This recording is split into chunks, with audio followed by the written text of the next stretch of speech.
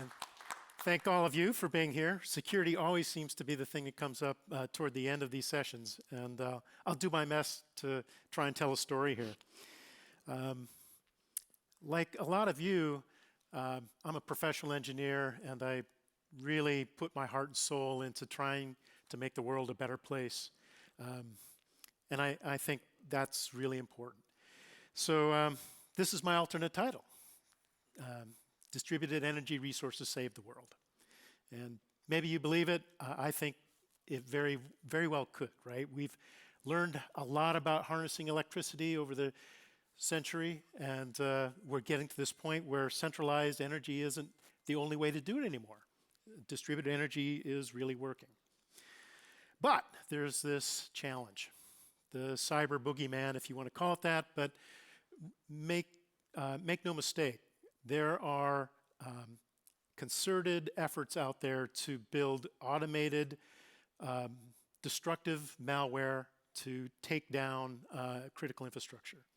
And maybe DERS aren't critical today, but I'm going to build a story around that. So let's move on here. The story kind of goes like this.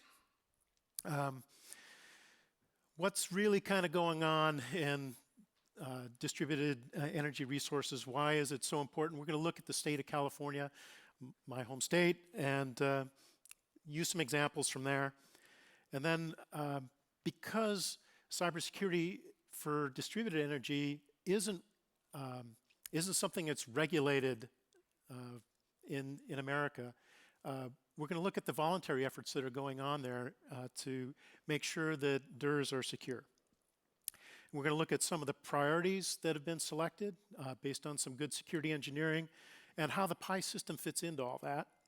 And then finally, with some data from one of the top utilities, investor-owned utilities in the States, we're going to look at really what the approaches are going forward. So let's dive in here to California. There's this Senate Bill 100 that says this is what our regulation isn't about security in California. It's about get us to carbon free. How are we going to get there? So they set out some milestones, very aggressive milestones for a state the size of California. And you know, there's some caveats in there. It's really focused on the retail world of who buys power. So at some of the wholesale levels are excluded from this, but we're doing pretty good, right? Last year, 34% from renewables. We're on course. I think we can get there. And what's the investment look like? How are we going to get there? Well, it's going to be led by you. It's going to be led by utility scale distributed energy resources. I'm residential. I've got a nice 6 kW system on my home, but it's really going to take the utilities to get us to the finish line. And Dave always likes to measure energy in terms of units of Texas. So California is about 2 Texases when it comes to PV. That's for you, Dave. So you can see the investment, though, is ramping up, and this is serious investment. It's where a lot of projects are going on. Now, what's that doing to the grid? Now, our friends at California ISO, they operate the grid in California. They publish a lot of great data. It comes right out of PI. And you can see solar is big stuff when it comes to those sunshine hours in California there. And that causes some really tricky operational issues for the grid. With that much solar, the conclusion for the future of DERS, if we're going to get to that zero carbon footprint, we've got to enable DERS to do control. We have to say, hey, these inverters are going to have to help support the grid somehow so we can keep this thing stable. So the plan is to really update these inverter capabilities in 2 stages. The first stage is autonomous. The inverter will just do all this itself. But in the advanced stage, the inverters are connected to the internet, or really communication in 24/7, so they can change their function. Now, California isn't the only state that's faced this, and I put this little side blurb up from Hawaii. Hawaii's already got massive penetration of DER, and you can see that they're pushing down set points and curves to the inverters on a massive scale. Imagine reprogramming 800,000 devices to help support your grid. So that's a challenge we're up against. Just to emphasize it, cybersecurity for distributed energy, it's not regulated today, but it's probably going to have to be if we start doing control. So a lot of the forces for good, we don't like a lot of regulation, so there's a lot of voluntary efforts going on to say, hey, how are we going to really secure these DERs? And that's, national labs are really involved. Department of Energy is really funding a lot of work. The industry itself, the regulator is involved to kind of keep us on track, and a lot of work from standards bodies. So I attended this task force. EPRI has published a lot of great information out of this, and I wanted to see, well, where does OSIsoft fit into securing distributed energy? So this workforce hasn't just started. It's been ongoing, and you can kind of see they're in the middle of the process. So they started out with like, well, what are some things that the devices need? What are some things that the network needs? And they're in the middle here. Well, hey, what about data in flight? What are we going to do to protect that? So that was a real focus of the workshop in July. And we're going to go on down the road, and they eventually get to this place where, hey, not only have we done this, but we even know how to go audit the system so that we're sure that it's still secure. And this alliance, again, is a voluntary effort. There's no requirement at this point in time to do this. So there's a lot of compromising going on to find the right balance for what is the biggest bang for the buck.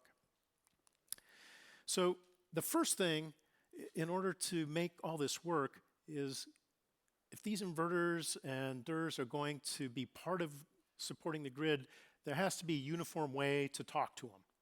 And that's, in California, it's called Rule 21. There's a IEEE standard that says, hey, right down to the plug, they're going to specify how to connect and talk to these inverters. And this is really focused on interoperability. You can even see that there's a choice of 3 protocols there. Only one of those protocols, the 2030.5, is got, quote, modern security built into it. The other protocols are essentially grandfathered. The IEEE 1815 is DNP3. I think there's a equivalent here in Europe. And SunSpec Modbus, everyone's heard of Modbus, that is also kind of grandfathered in. So there'll always be a way to talk to these inverters, but not always the most secure way. So when the working group is having these discussions, and there's a lot of back and forth, what are the really tough problems? I put a few of them here. Some of them Pi can help with. Some of them really not our sweet spot. Like, would you want us to store the unlock codes for the inverters inside Pi? Probably not the place. It's kind of like, you know, Pi isn't the place to store your passwords. We rely on some other system for something that's sensitive. But there are pieces of built into the Pi system that really are applicable. Like Pi system communications are secure already. As long as you're running 2015 versions and newer, those secure communications have already been taken care of in Pi. Dashboards were identified as a big challenge. Pi is great at that. We just saw an awesome presentation about a very simple traffic light dashboard from Stat Hydro. Yeah, thanks. And then network gateway conversions. I think you might have talked to our group that's building the Edge data store. That is a perfect platform to do these network protocol translations. So I'm pretty excited about where the Pi system can help with this initiative of securing DERS. So I'll transition into what are the threats, just to get us on the same page there. So the threats stories that are being talked about in this group, the first one is pretty well recognized, but I just generally call this packet injection. So you have this communication channel, someone gets access to it, and they can send packets to the DER itself, or maybe even upstream into the control center. How are they doing that? Well, I just highlighted a news story here of a wind farm, where it's pretty obvious that wind farms at that last mile are using a lot of wireless communication.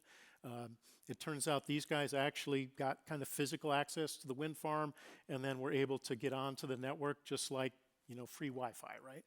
So you can hijack the controls for an entire wind farm that way. So out of the main, there's really 5 main attack vectors. Wireless and physical access are predominant in this threat model 1. Let's look at another threat model. In the second one, this is firmware updating.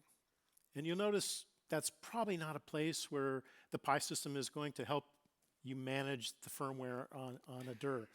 But nonetheless, this is a super important threat vector. So the group did talk a lot about it. The example I threw up here is actually from electric vehicles. And in California, we do consider electric vehicles part of the ecosystem for distributed energy. And I think this Elon Musk quote is kind of telling, right? One of the things you have to worry about is a fleet-wide compromise. And then his quote goes on in the news media. He said, if someone got control of that, he could send all the Teslas to Rhode Island. I don't know why he picked on Rhode Island, but I thought it was kind of a funny quote. So it turns out that Tesla probably ends up being a model for how to overcome this problem. They have done more to secure the over-the-air update problem of firmware than perhaps any other company in the world. Now, you know, Apple's done a great job with phones, but you have a $80,000 Tesla, I think you're going to do a little bit more.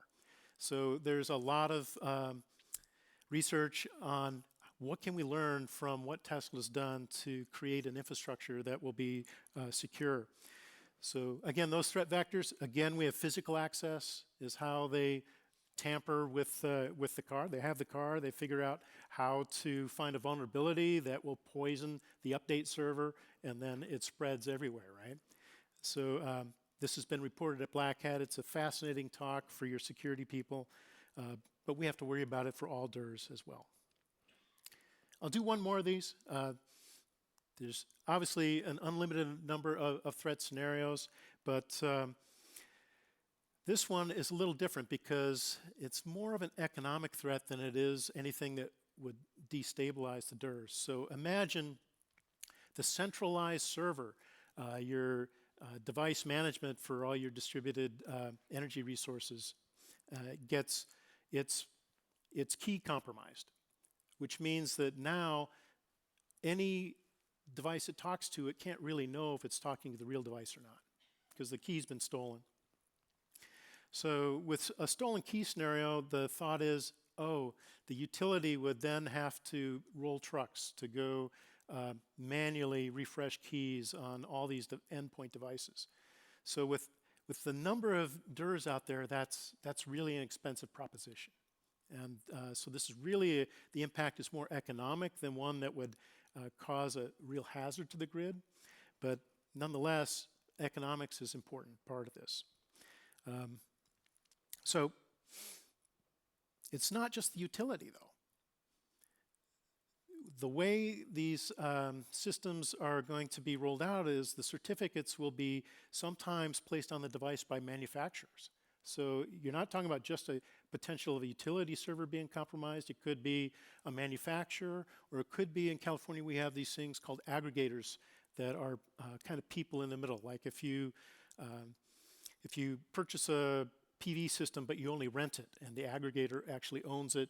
So this is a bunch of residential people that look like a utility scale project. So there's a number of places in the supply chain that are exposed to this key compromise scenario. So that's why deemed pretty important to consider. All right. So the weak links to recover, to summarize those, DERs are just scattered all around. So physical access is always a big threat. The supply chain threat, where the software comes from, where the firmware comes from, These are really important issues, and the remote attacks, of course, with the communication protocols, as highlighted, are really a top of mind issues. So DERS aren't regulated. They've got a lot of threats against them. What are we going to do? So the first set of advice is to come up with architectures that can help mitigate those threats. Second one is intrusion detection. If you know that you have a weakness, if you can catch when those intrusions are happening and do something about it, you can mitigate the effects. And finally, configuration monitoring. So you can kind of guess where I'm going next. I'm going to try to suggest where Pi can help with this. So let's take the wind farm example. And it took me all of 5 minutes or less to get the screen shut. So I found a vulnerable controller for wind farms. Searched Google for it, and it pops up this map. So here's some Windows 2000 servers that are running with wind farm controller software, and you can see them around Europe here. Now, are these real? Are they honeypots?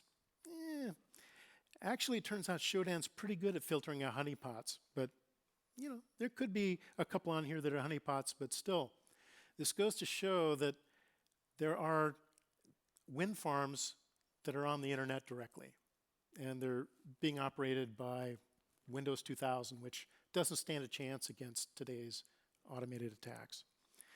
So when we talk about architecture, the number one thing Pi does is it helps you get your stuff off of the internet. You don't put the wind farm directly on the internet. If you have to get the data out there, expose it through Pi. Dave mentioned it in the last session. SCADA does control, Pi does the information. So Pi provides a natively safer way to surface information when it has to be shared. So I've just kind of put two kind of scenarios up here. The edge data store, I'd like to ask any of you that are interested in learning about that architecture to go into the expo, talk to the edge data store team. I think you'll find that architecture is really fascinating, especially for partners to build solutions on. And if any of you were at Barcelona last year, we had the PICE team that's building the microgrid controller that uses Pi, and it's primarily a nice architectural defense. All right, so what about intrusion detection?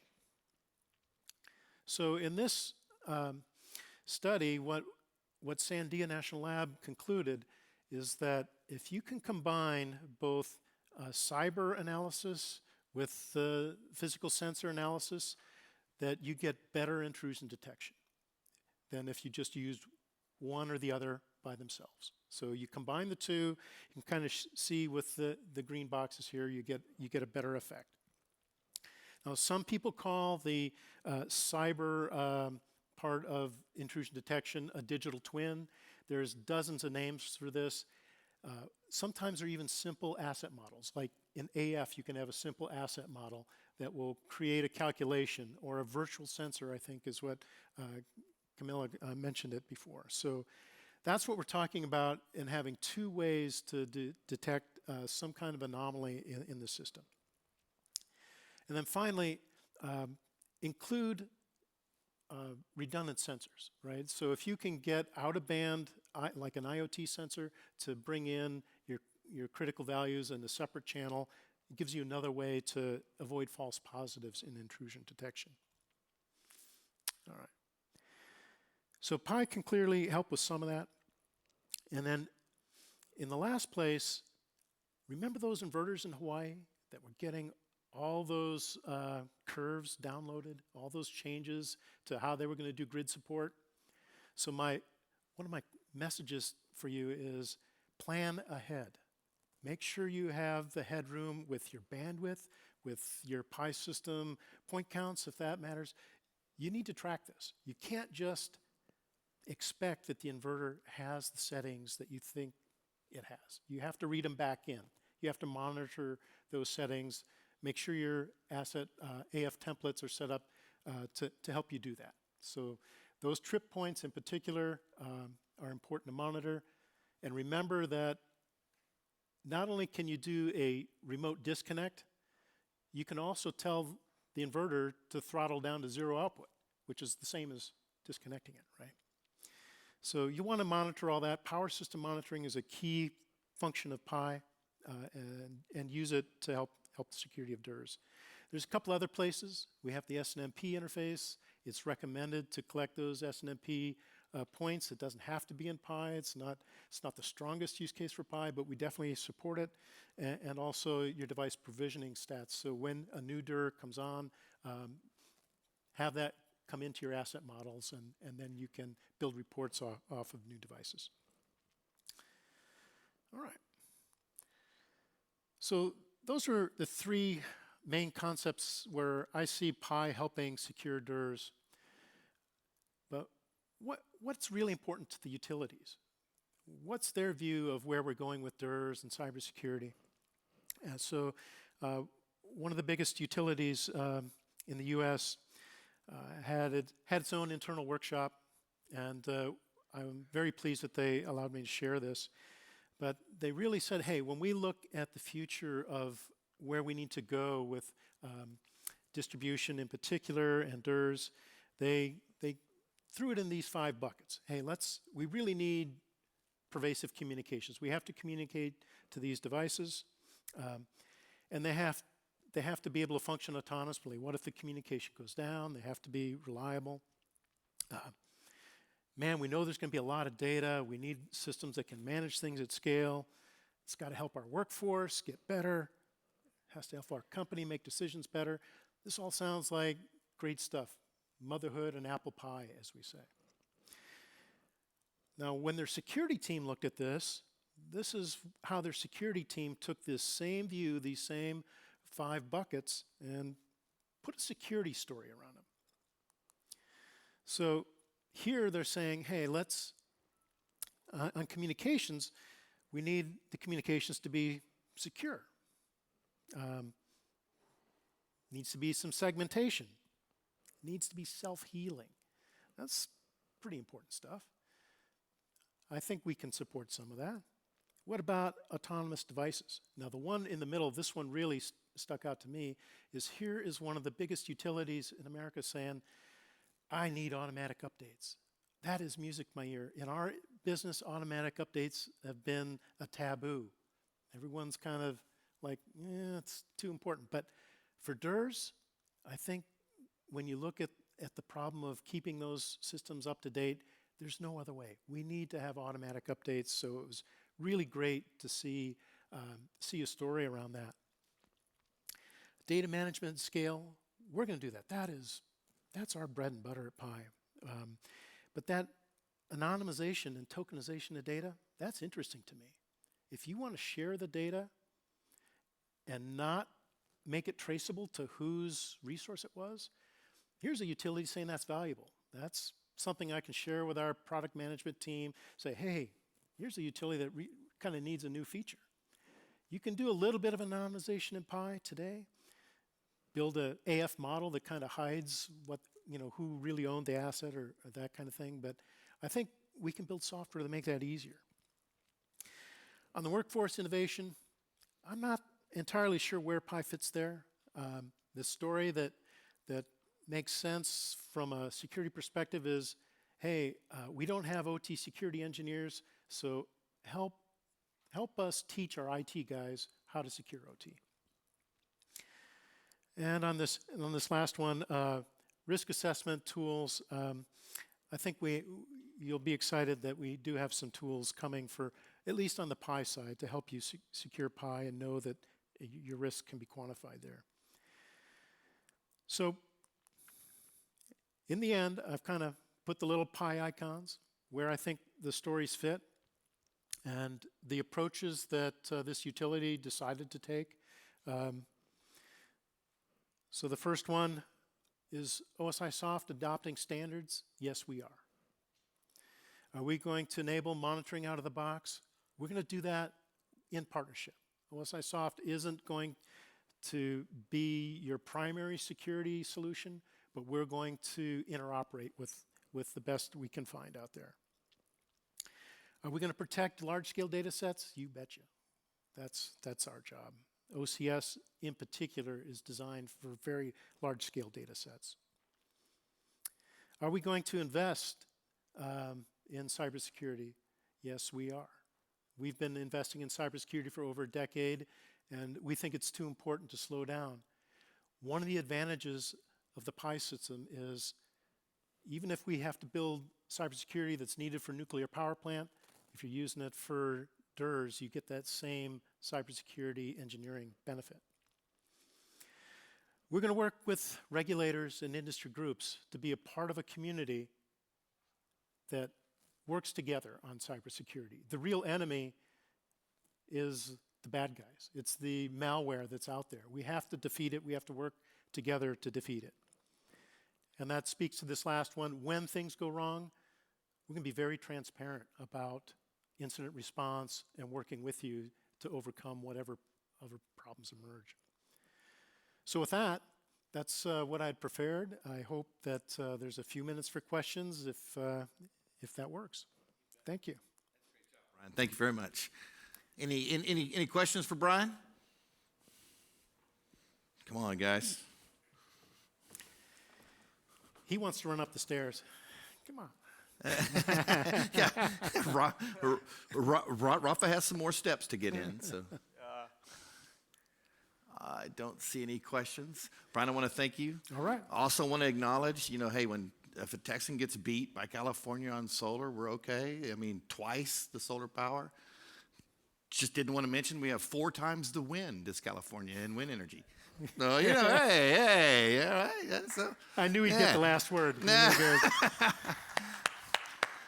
Guys, that's the end of our session today. I really appreciate your attendance. I know it's been a long day. We've had some great content. I want to give one big round of applause for everyone who was in here that probably watched most of them. We had some great speakers, so thanks to all the speakers taking all their time, preparing the presentations, coming up on stage and presenting. It's a lot of work, it's a lot of effort, and they do it just to share with each other. So thanks to everyone today. Good job. Thanks, Dave. Yeah, cool. Oh, wait.